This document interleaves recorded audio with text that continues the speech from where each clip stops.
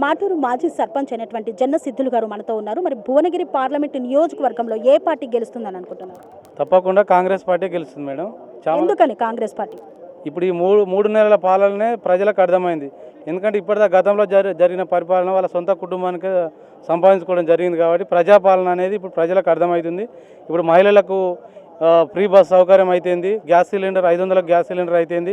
అదేవిధంగా ప్రతి ఒక్క స్కీమ్ కూడా అన్నీ ఈ యొక్క కాంగ్రెస్ గవర్నమెంట్ చేసిన నమ్మకం ప్రజలలో కలిగింది మేడం. అంటే ఎంపీ ఎలక్షన్స్లలో కూడా మళ్ళీ కాంగ్రెసే గెలుస్తుందంటారు? 100% మేడం. ఇక్కడ మా స్థానిక ఎమ్మెల్యే బీలైలే గారు నాయకత్వంలో మేము చామల కిరణ్ కుమార్ రెడ్డి గారు యువ నాయకుడు కాంగ్రెస్ సేవ చేశారు కాబట్టి తప్పకుండా కిరణ్ కుమార్ రెడ్డి గారికి స్థానిక మొన్న వచ్చిన ఎమ్మెల్యే ఎలక్షన్ల కంటే మెజార్టీ 20,000 ఎక్కువనే వస్తాయి మేడం ఇక్కడ.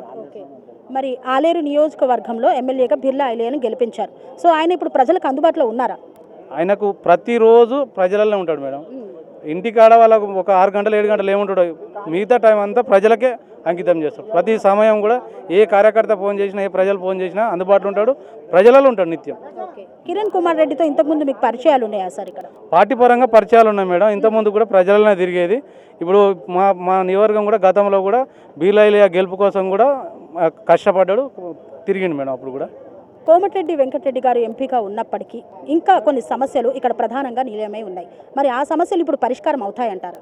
తప్పకుండా మేడం. ఇదివరకు ఆలేరు అండర్ పాస్ విషయంలో కానీ, వంగపల్లి అండర్ పాస్ విషయంలో కానీ కోమటిరెడ్డి వెంకటరెడ్డి గారి పాత్ర చాలా కీలకంగా ఉంది.